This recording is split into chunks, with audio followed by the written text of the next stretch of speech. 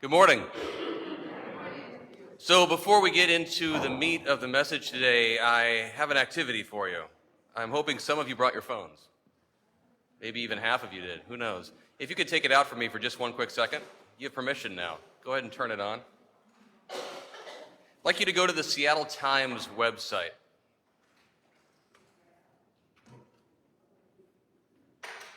I'm guessing you can all spell it, but if you can't, it's SeattleTimes.com. It's my understanding that you've been spending some time of late during Lent thinking about life through the eyes of individuals who experience life on the margins. And this morning, for a brief second, we wanted to direct your attention. You guys have it easy because you're literally online. Just pop another browser and you can do this.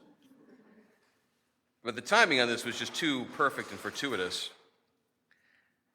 One of the headline articles in the Times today, A1 Revisited, as in the first page of the newspaper, the physical version. I'm old enough I remember that. I think most of you are as well, but there used to be these things called physical papers.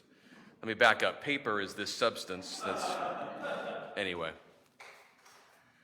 But A1 is the first page of the paper, and the idea with this series at their beginning is to periodically look back at the ways in which the headlines have been used to inflict harm.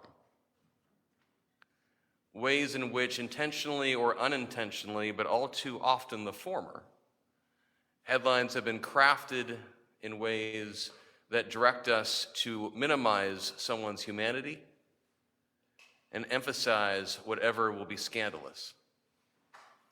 And so they went with something very close to home this week for their first installment in this series, looking back at the headlines and the effect on the Japanese American communities of the Pacific Northwest in particular during the internment of World War II. My hunch is that most of you have some concept of what I'm talking about right there. This blot, this tragic blot in our history as a nation and as a community in which citizens were rounded up simply because of their ancestry, their land taken, their possessions taken, and shunted off into camps somewhere in the interior of the U.S., oftentimes Idaho, the deserts of southeastern California, keeping them as far away from the coast as possible, in theory to protect the rest of us from the inevitable harm that they would somehow cause. There's two articles here. One, A1 Revisited, the Seattle Times coverage of the 1942 removal of 227 Bainbridge residents left a harmful legacy. And there's also Why We Must Confront the Racism and Neglect of Our Own News Pages. I'm going to let you read those on your own. But one thing you will notice when you look through these articles eventually, or even if you don't, if you just skim it now, there's one photo in particular that was pointed out in which this 19-year-old young woman and her family are shown as they are preparing to be carted off to the camps, or I guess more accurately, carted off to Puyallup. It always, as a kid from South King County, it's always so weird to me to think about the fairgrounds being used as a temporary stopping point for this tragedy. But as her family is preparing to be trucked off, a newspaper photographer asked them to smile and took this picture with their beatific expressions. And then, of course, used that as part of the articles that were written in the ensuing days and weeks and months and years to let everyone know it was okay.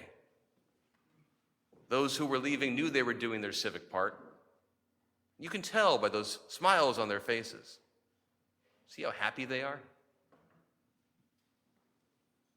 I would hope that anyone here would be able to hear that and see those and recognize the inhumanity in that moment, not only in the event itself, but in how we as a society chose to frame it and justify it to ourselves. Now that you have your phones open, and now that I've put that mood in the room, and online, hey, double dipping here. If you'd humor me by opening a second browser that you can look at later on, and just write in there, living stones livingstones.org. livingstones.org. I did not know I was giving myself a spelling test today. That's the website for the ministry that I serve, Living Stones Prison Congregation. I'd ask you to look at that later on, just because there's so many wonderful resources on there, including video footage that we shot inside the prison before the pandemic, that gives you a taste of what it is like to be a part of our worship body and to come and gather with us. Living Stones is a ministry that was begun in 2006, predominantly by Lutheran congregations in southwestern Washington. And the idea behind it was to embed a pastor inside the prison. They do let me out, but dark humor is most of what I live with these guys. These days, guys, you're just going to have to deal with it. But to embed a pastor inside this community inside, develop a congregation, a community of faith inside, and then bring individuals from outside, like yourselves, in to worship with the men. Or more accurately, I should say, with the male-identified inmates. That's its own topic that we can touch on some other day. To experience a little taste of the humanity of these individuals who we also so often like to set aside and pretend are not part of us. Someday I'll come and I'll do a workshop and we'll talk about the prisons. You'll learn all sorts of things that will make you both infuriated and fired up for good. It's a great combination. But the one little detail I'll remind you of right now as I have your ear talking about our prison system is that in our state, nearly every one of our state prisons is located somewhere on the physical margins of our state, at least an hour or more away from where the majority of our residents live. Usually in smaller communities where no one will complain about the building of a prison and where people will look upon it as a job creator. And as a result, not only do we have these individuals locked up, but we also have them physically removed from our societies in ways that makes it much easier for us to forget that they exist. It makes it much easier for us to not deal with it. Living Stones is a critical ministry. In the last 2 years during the pandemic, I have been blessed to be one of the only people allowed inside the prison in Shelton to work with the men. Because of the pandemic, volunteers have been shunted out for the last 2 years and change. And visitors have only sporadically been allowed inside. And so as a result, a system that is at its heart built around the idea of one staff chaplain, a handful of contractors like myself, their terminology, and dozens upon dozens of religious volunteers has instead had to function with the chaplain and me. And as good church-going folk, I'm sure you can imagine what it's like when a system built upon volunteers no longer has them. It ain't pretty. But we have somehow muddled through. We've continued to gather despite limitations put on our sizes, despite limitations on our physical space. We no longer have a chapel in Shelton. We actually meet in the staff dining hall now. The chapel was turned into a COVID recovery facility early on. The dining hall is smaller and fragrant, not always in a good way. But at least it's next to the kitchen, so it's loud. Despite all of that, in addition to our work in Shelton, we have over the last 2 years been able to build a ministry at the prison in Monroe as well. One in partnership with the Northwest Washington Synod of the ELCA. And just so that I underline this as much as possible, a crucial piece of what we do, at least in non-pandemic times, is bringing individuals like yourself inside to worship with our guys. To have this experience of what I often like to refer to as rehumanizing individuals who've so often been dehumanized. And I got to tell you, there's nothing like it. If you go to the website, you'll see some video footage, and for me personally, I found it life-changing. I never once thought I'd be a prison pastor. That was never in the cards for me. I could have told you which one of my classmates was going to do that someday. It was Adrian. She's not doing it, but still, I just figured, we all knew who it was going to be. It wasn't this guy. But the first time I went in, I was hooked. I could not get over the presence and power and experience of the Holy Spirit in a place that I assumed it would not exist. I thought I was bringing God inside. I thought I was bringing the gospel inside, and instead I was wrong. I was experiencing it and then being able to carry it out with me. And no one in security even noticed or minded. That's a prison joke. So again, I ask you to check out that site at some point, livingstonespc.org. And I ask you as we continue this development in Monroe to consider coming out to worship with us, or maybe even to become a volunteer who works with us. I promise you, it is something unlike anything you can imagine, and I mean that in the most positive way possible. So let's talk about the gospel. Although some would say we just did. Sometimes I feel like this job is so easy. You know what I mean? It's like, I don't know how you do it. How do you connect that stuff to the gospel? It all connects to the gospel. It's really simple. You just have to notice the connections. So I had this guy in the congregation. I'm going to call him Malcolm. It's not his real name.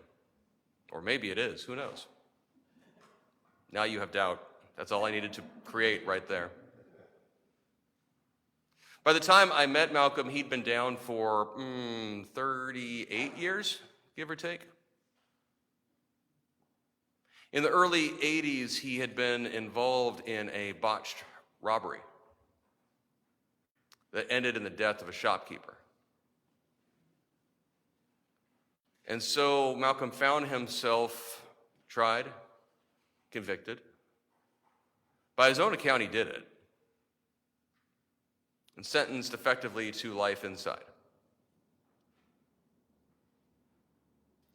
If you were to ask Malcolm about his behavior when he first went inside, he would, by his own account, refer to himself as a punk. He was violent. He found excuses and ways to smuggle and sell drugs on the inside. He was constantly causing problems and headaches. He was getting shunted around from facility to facility as people tried to keep him out of their hair. It always kind of amuses me to recognize that even in a system that is by itself designed to keep people away from us, we still find ways within the system to say, this guy's too much of a problem, I'm shunting him somewhere else.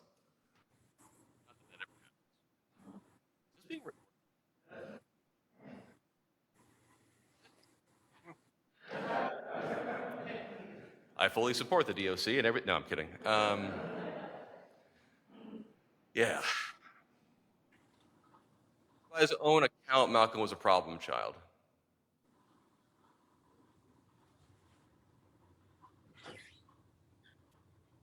Constantly making choices that were not in his or the system or the time. Often happens to individuals, he started to mellow, to change. On a lark one day, he went to a worship service.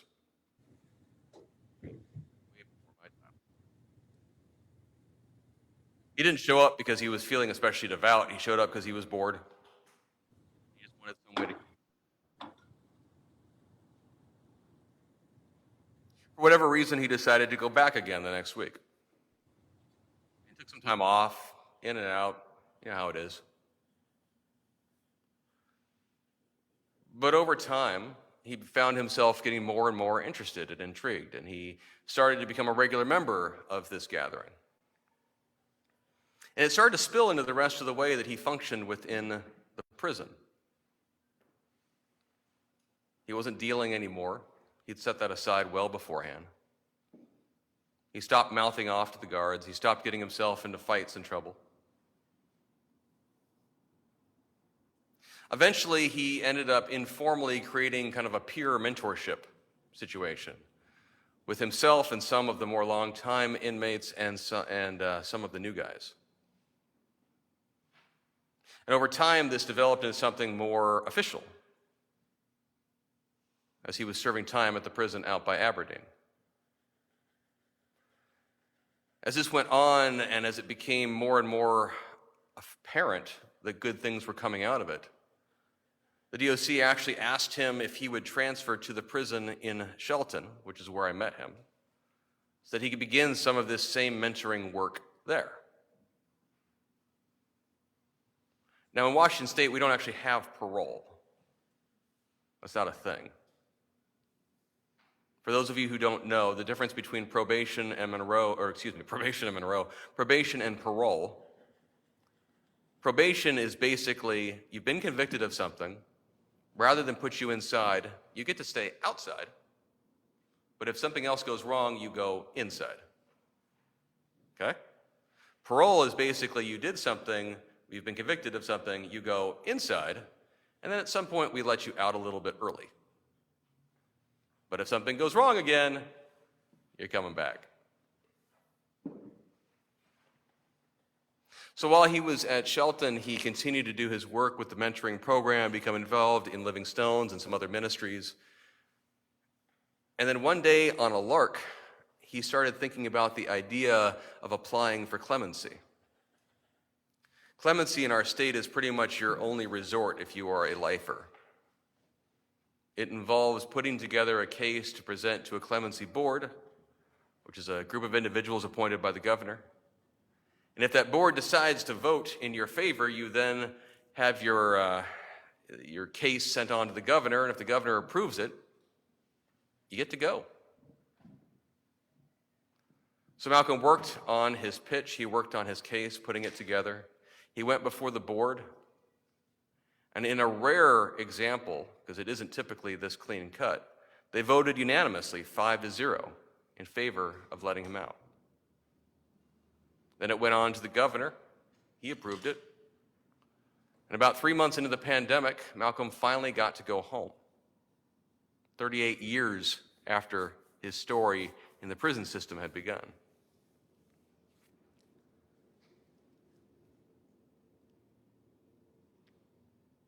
I don't know where in those 38 years it happened, but by the time I had met him, he was basically serving time for crimes someone else had committed. Do you follow me? I'm not saying he didn't do it. By his own admission, he did it. But at some point in that time period, somewhere between the early 80s and 2018, somewhere in that spectrum, he stopped being that same man. The man who had committed that act and who had then been incarcerated no longer existed. And the man who I had the honor of getting to know and serve alongside, minister to and with, came to be.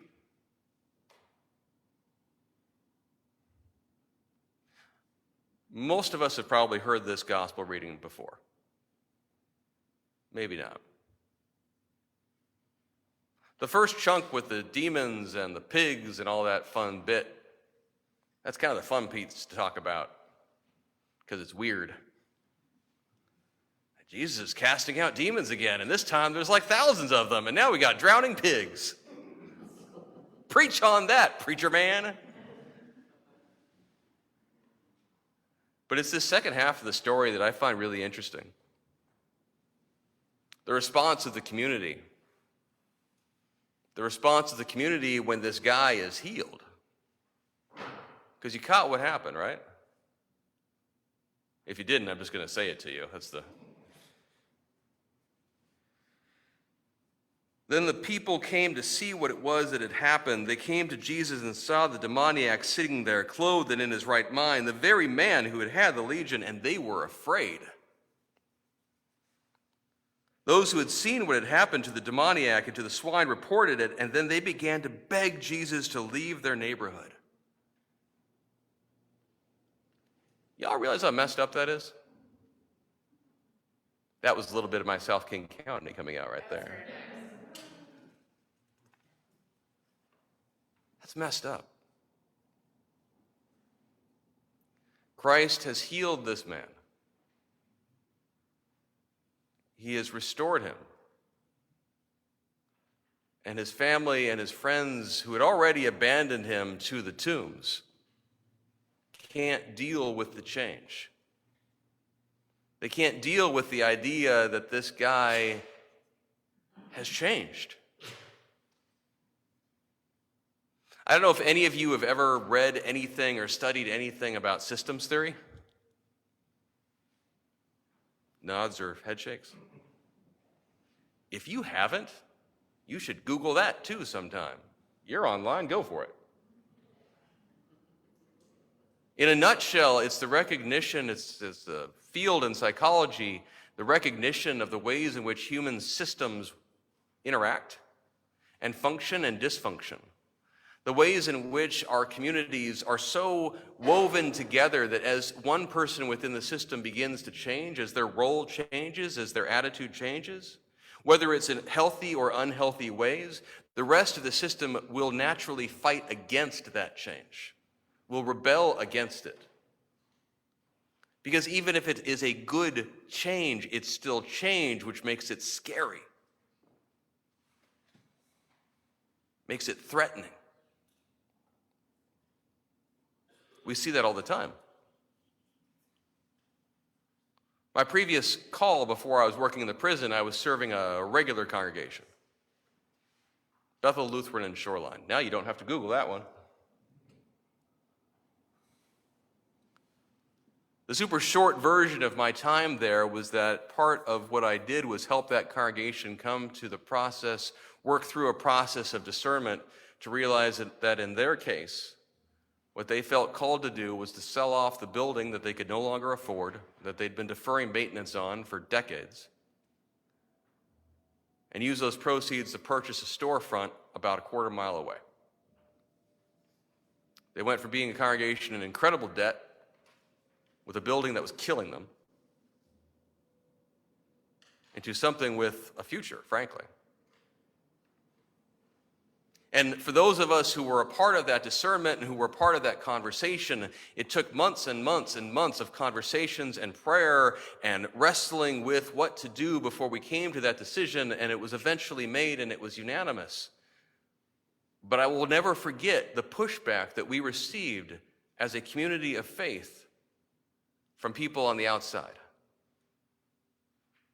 from some folks who were on synod staff at the time, from pastors who had served in the community and had fond memories of the building, from congregants who had left years, if not decades earlier, sometimes very angrily.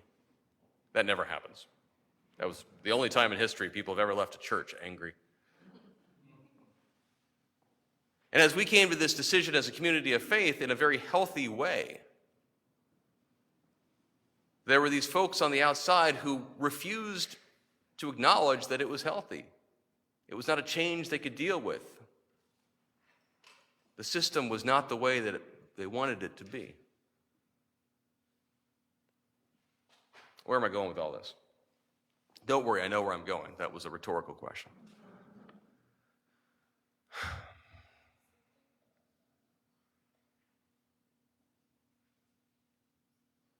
I don't know your individual stories. I don't know what baggage you walked in here with today.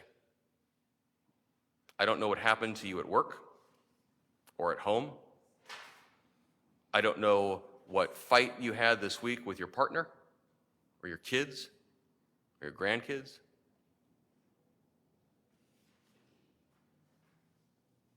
I do know that you chose to be here today. I know that in a world in which we have war and pandemic and racism and sexism and homophobia and transphobia and all of these different horrible things, I know that you chose to come together here to this place on a Sunday morning, physically or virtually, seeking something, seeking some hope, seeking some joy, seeking some meaning, seeking community, seeking an opportunity to be reminded of the simple fact that you matter. That your role in this drama of human life matters. And it does. It may not always feel like it, but it does. Just like my guys inside, locked away, so often forgotten, they matter. It's the simple reason why I serve there. I'm not there to save souls. What a stupid expression is that? They're already saved. God's got them. Whatever that even means. I'm there to give them that tangible reminder that they still matter. As simplistic as that sounds. You as a congregation, as a community, oh, what a cute dog. Sorry, I get distracted by dogs too. Hey, that's a beautiful dog. I'm not going to lie, man. If I could turn the camera so you could see this pupper, it was worth it. You as a congregation are going through transition right now.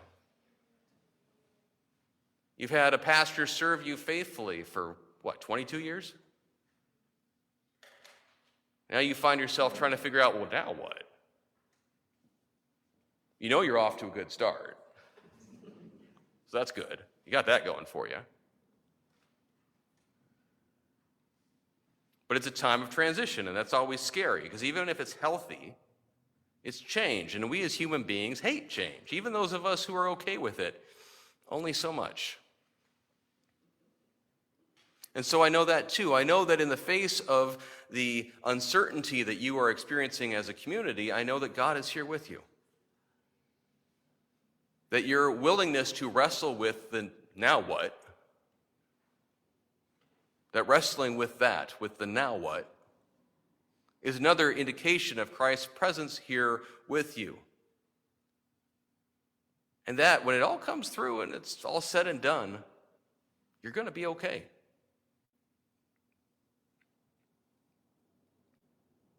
I have had the honor for the last 3.5, almost 4 years now, of serving in a community in which the presence of the Spirit is undeniably apparent and powerful. And yet, to those who have yet to see it and experience it, they'd be shocked. You have the opportunity as a congregation to share that presence of that same Spirit, not only with each other, but with this community and with this wider region. However you develop, however you expand, however you choose to go forward when it comes to your searching and your seeking, know that God is with you. And know that sometimes, even when you do this and it's healthy, that people are going to be scared and push against it. But just as Christ refused to let that guy leave just because things were uncomfortable and insisted that he go back to his family and friends, so you have a mission here. All I want to say about that is blessings to you on it. And good luck. Let us pray. Most holy, good, and gracious God, we give you thanks on this day for your presence and power. We ask you to bless this community of faith and all those who seek you. Help us to feel your love this day and always. And in your holy name we pray. Amen.